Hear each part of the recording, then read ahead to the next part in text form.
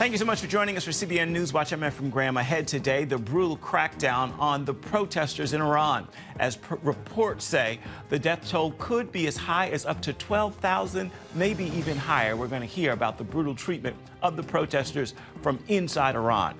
Iranians calling on President Donald Trump to help them in their push for freedom from the Islamic regime. And exiled Crown Prince Reva Pahlavi is calling for prayer for Iran. The increasing persecution of Christians around the world reaching a record high. One estimate says 388 million Christians are facing persecution and discrimination. Now, some in Congress want to take action. And our Studio 5 conversation with recording artist Victory Boyd about her new music this year, dealing with her own personal journey of love and loss. All those stories and more right now on CBN NewsWatch. This is CBN NewsWatch. Thank you so much for joining us. We want to begin this half hour with President Trump's promise to Iranians that help is on the way. Now the world is watching to see how the president responds to cries for help from Iran as the government is brutally attacking the protesters. Chris Mitchell brings us the story now. He's reporting from Jerusalem. President Trump delivered a message to the protesters on the streets of Iran. Keep protesting. Take over your institutions, if possible, and save the name of the killers and the abusers that are abusing you. You're being very badly abused. And I've canceled all meetings with the Iranian officials until the senseless killing of protesters stops. And all I say to them is help is on its way. The president is meeting with his advisors to discuss a number of options. Some believe that help on the way may include military, cyber, and psychological attacks aimed at the regime's leaders and the infrastructure carrying out the massacre of protesters. They need the help of the United States to get over the finish line, to take this revolution to a place where it would be meaningful, would actually topple the regime. Again, they do not have weapons. They don't have any formal organization on the ground. While the protesters look for help, human rights groups say more than 2,500 are known dead, but some estimates put the deaths over 10,000. Iranian pastor Ara Tarosian played this message he received from an Iranian family to CBN's Raj Nir. He said Arash was alone. With the shotgun, they start shooting him. And his cousin tried to take him back, but he couldn't do it. And they couldn't take the hospital, and he died on the hand of his father.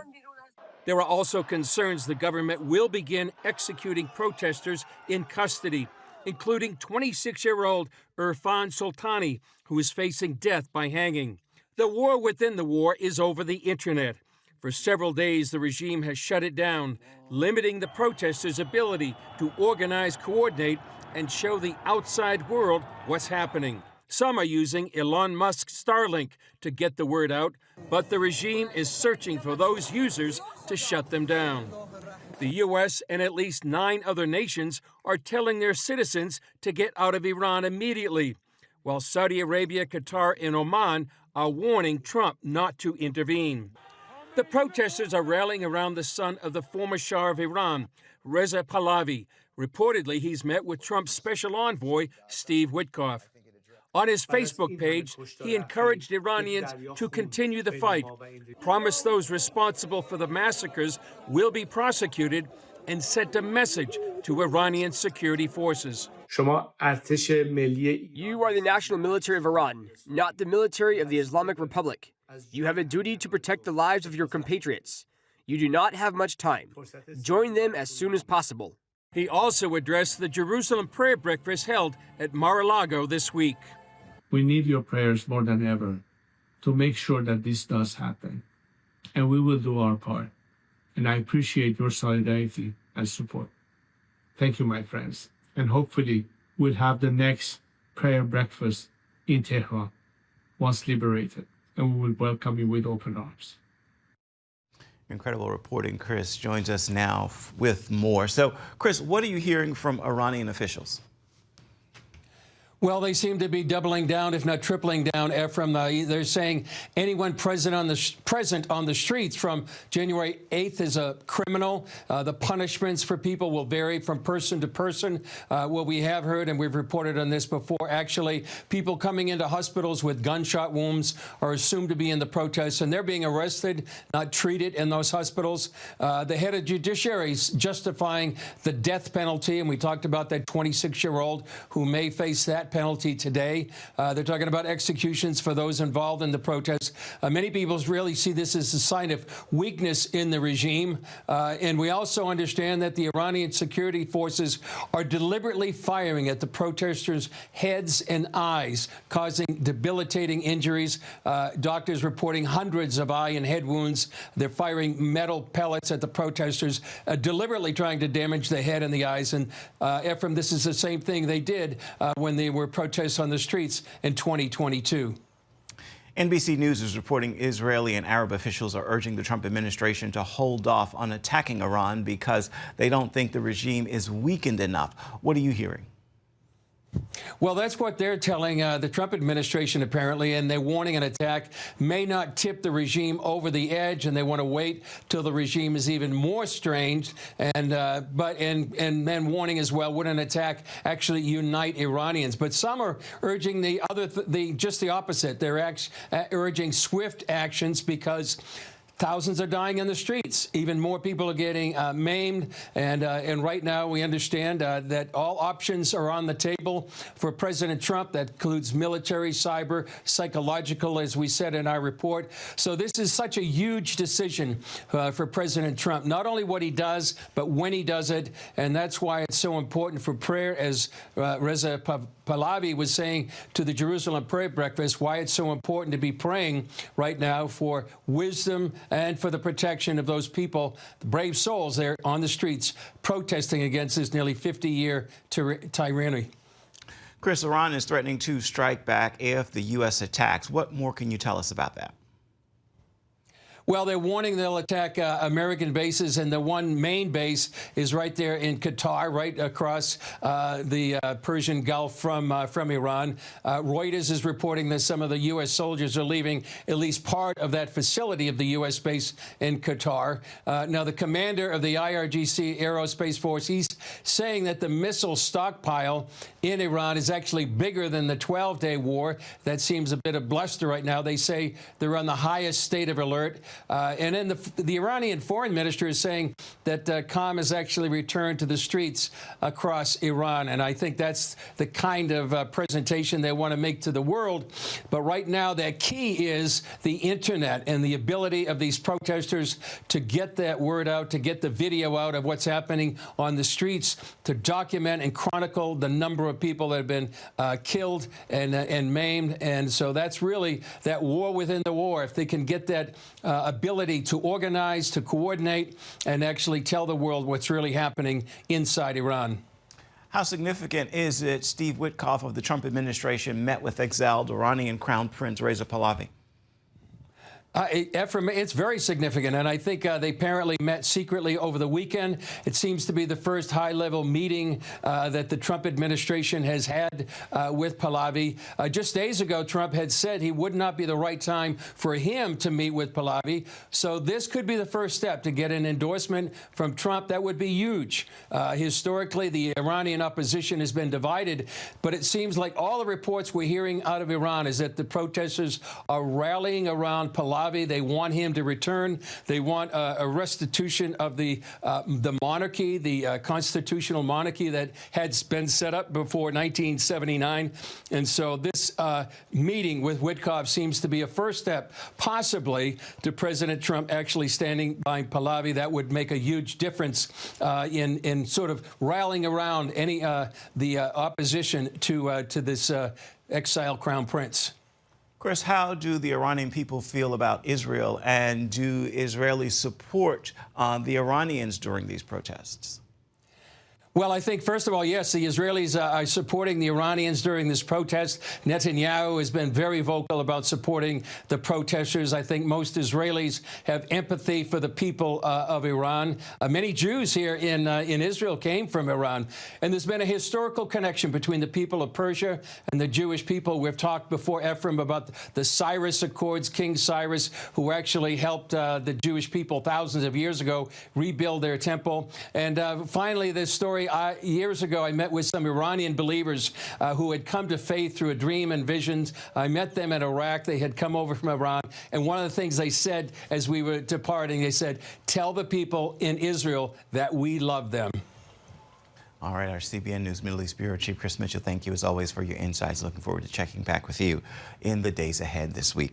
Coming up, more Christians are being persecuted around the world today than ever before, so now members of Congress want the United States to get involved to protect religious freedom everywhere. We're going to have that story for you when we come back. You're watching CBN NewsWatch.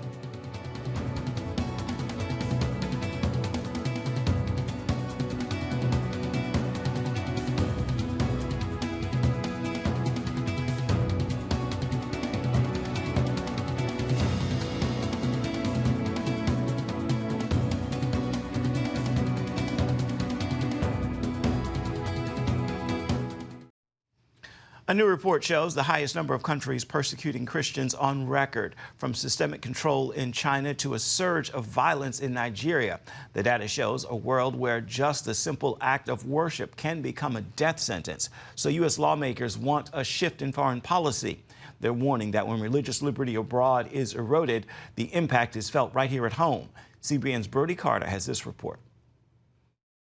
Faith is under fire in nearly 30 countries. That's the grim reality laid out in more than 100 pages of the latest annual report from the U.S. Commission on International Religious Freedom. In those areas, people of all faiths face imprisonment and death for their beliefs. You see, folks, religious freedom is not a Western value. It is a human right. And when it is violated anywhere, it should concern freedom-loving people everywhere. Nowhere is that violation more lethal than Nigeria. The commission reveals more than 80% of the world's religion-based murders happened there in 2024.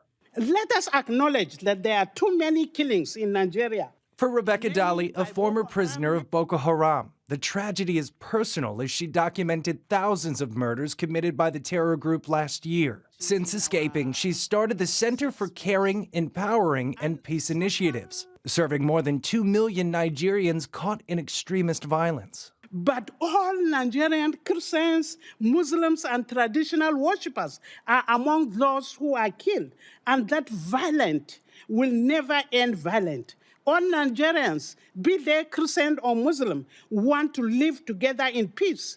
Globally, 16 countries are designated in the report as countries of particular concern, with 12 others on a special watch list. More than 2,300 people are currently imprisoned for their faith. When the government demands synodization in practice, it means removing crosses and replacing them with portraits of Xi Jinping, replacing hymns with Revolutionary Party songs. We're rewriting sermons to align with socialist core values and installing facial recognition cameras in sanctuaries. National security analyst Grace Drexel, whose father is imprisoned in China, testified the threat is evolving because believers are being targeted after they flee their countries to safety. Other leaders point to the unknown of dead, especially in countries like Iran and Syria, where sectarian violence after the Assad regime fell left an estimated 1,300 dead. And what has been interesting in Syria, the persecution has not necessarily been at the hand of the government, but rather it's been the weak rule of law, as the government's looking to establish authority and has been unable to do so. Ryan Brown with Open Doors U.S. specifically tracks Christian persecution, providing emergency aid and trauma relief in some 70 countries. He calls on the church to remain vigilant in prayer. I can't tell you how many folks I've been that, as they've been in prison, have told me that, that they've taken such comfort in knowing that they're not forgotten, that there's a body of believers around the globe that are consistently lifting them up in prayer. Brody Carter, CBN News. Still ahead, our Studio 5 interview with recording artist Victory Boyd as she's releasing new music this year, and it deals with her personal journey of love and loss. You're going to hear from her. It's all coming up right after this. You're watching CBN NewsWatch. Welcome back to CBN NewsWatch. Recording artist Victory Boyd is fresh off her Christmas tour with the new year. She is also dropping some new music, and this one explores a personal journey of love and loss. It's called Confessions of a Lonely Girl. You know what they say, fake it till you make it. So I pretended, don't trust you with the naked truth. Did I trust that you would still choose me if you really knew me? So we are at the close of 2025. What are you looking back and remembering? And what are you looking forward to as we move into 2026? That's a great question. This year, I had tremendous personal growth, and I'm really proud of myself for giving myself that opportunity to focus and invest in not just myself commercially, but personally, and seeing how far I've come in just 12 months. So that's what I'm really proud of. And I'm looking forward to continuing that next year. But I think that because of how much I've invested in myself personally, that I'll be able to handle more on the commercial side. I've got a new album coming out at the top of the year next year. Nice. And so, yeah. What can you share? Yeah. So it really has to do with my my personal growth. This album is called Confessions of a Lonely Girl, and it's inspired by the journey of my love life and how the Lord, He's not just the answer to, He's not just the answer to like our spiritual needs, but He's the answer to the needs of our soul, like the longings, the needs of our soul, you know? And so, you know, the Bible describes the church as the bride of Christ. And, you know, I would ask myself, like, or ask the Lord, like, you never had to deal with relationships like us. Like, Jesus, you were good. You didn't have, you know, a girlfriend. You had an assignment, you focused on your assignment, you did it. But then the Holy Spirit's reminding me, like, no, like I literally came for my bride. And like, look at the way my bride treated me. And still. Exactly. So if anybody knows the treacherous journey of being rejected, being misunderstood by the one you love the most, and like all these things. And so anyways, yeah, my journey's been very interesting, but I have a lot of music to, I like to think of my songs as trophies, because I live to sing another day on the other side of everything that I've been through. And so I think God allows me to go through things because He's given me a gift of articulation. And if I could articulate, whether through song or poetry, or just conversation, something that would help people navigate these oftentimes confusing places, then hey, I did my job. Be patient with me, my love. There's still so much in life I've yet to learn. Confessions of a Lonely Girl is expected to launch early this year, of course, right here on Studio 5. We're going to keep you posted, and be sure to join us this evening for an all-new edition of the show. We're going to talk to Dr. Tony Evans. He is back in the spotlight with some news to share about a new podcast. You can see Studio 5 on the CBN News Channel at 8 Eastern. You can also watch it on the CBN News app, and it's available on YouTube as well. And be sure to check out our Studio 5 podcast, Conversations from Studio 5, your weekly destination for uplifting interviews with a strong focus on faith. This week, we've got an in-depth conversation with Andrew Greer. The singer-songwriter and author is talking about his book, More Than a President, Sundays with Jimmy Carter. You can listen to the latest episode on your favorite podcast platform. We're coming back with an encouraging word for your Wednesday. Stay with us.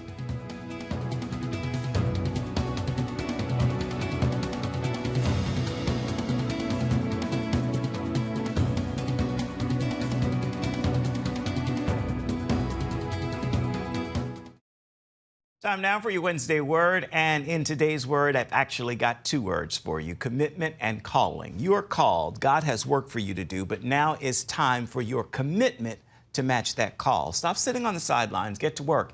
It is time to answer the call, and not just with your words. You must begin to do the work. Start today. Well, that will do it for this edition of CBN NewsWatch. Remember, you can always find more of our news programs on the CBN News Channel. You can find them there at any time and online at cbnnews.com.